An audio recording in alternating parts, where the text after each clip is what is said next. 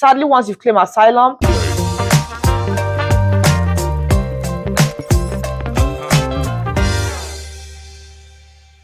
welcome to the 30 Days Immigration Question and Answer series. My name is Wolo. I am an RCIC based in New Brunswick, Canada. If you're new to this channel, please subscribe. To my loyal supporters, I want to say a very big thank you. So I started the series December 2nd and today is December 28th. We just have 3 days to the end of this year.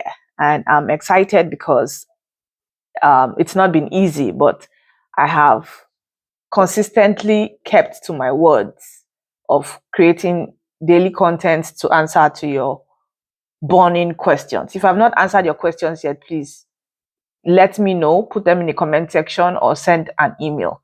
I know I'm owing some email questions, but I'll try to answer all of them before the end of this 30 days series. So I won't waste too much of your time. I'll answer the questions that were left on one of the YouTube live sessions during this period.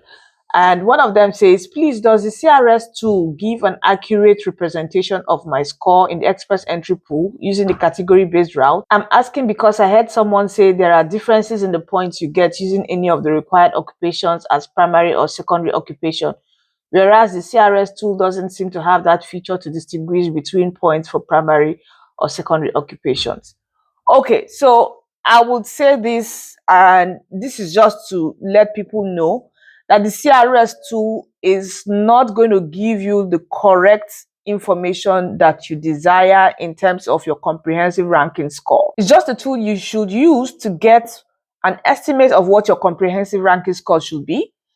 But my advice, typical advice is don't use the tool. Create your profile. Create your express entry profile and you will get what your comprehensive ranking score is.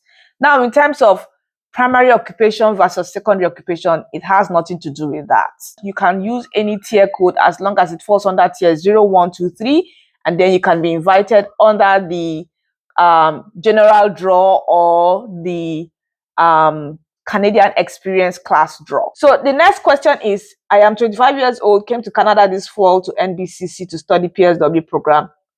I have my WAEC that I use to secure my admission. What pathway to PR can I use? Thanks so much, ma'am. So with this question, it is not detailed in the sense that I don't know if you had work experience from Nigeria before you came to study in Canada. If you had work experience from Nigeria before you came to study in Canada, then yes, you can use your work experience from Nigeria to apply for provincial nomination under the student connection route. All you need to get is a job offer, and then you create your express entry profile, and then you apply to New Brunswick provincial nomination for a provincial nomination under the student connection route, which they will credit your express entry with 600 points. But that is if you had work experience from Nigeria before you came into Canada, because you're mentioning you used your WAEC. So and your age, I don't know if you had work experience on that tier 0, 1, 2, 3 to be able to create an express entry profile. Okay, so that is the second question. For the third question, is there any way to get your PR apart from the asylum process as an asylum claimant? Sadly, once you've claimed asylum, you have to wait until you get a decision on your asylum. It's either you wait or you withdraw the application.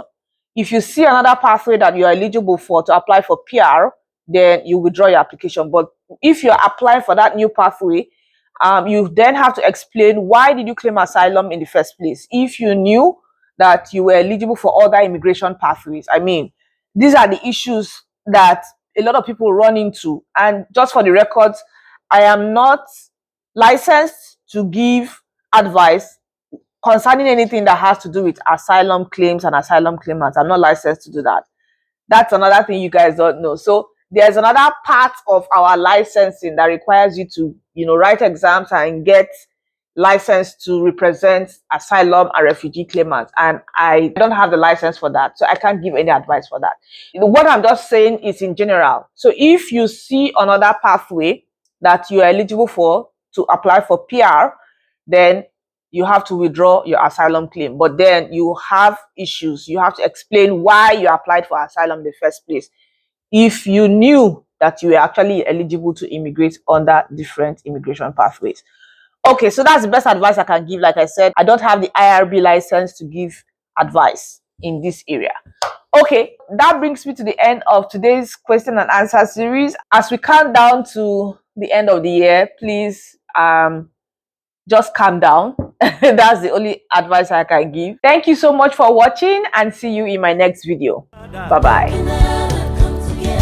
Oh Canada, oh Canada, oh Canada, celebrate now. Oh Canada, oh Canada.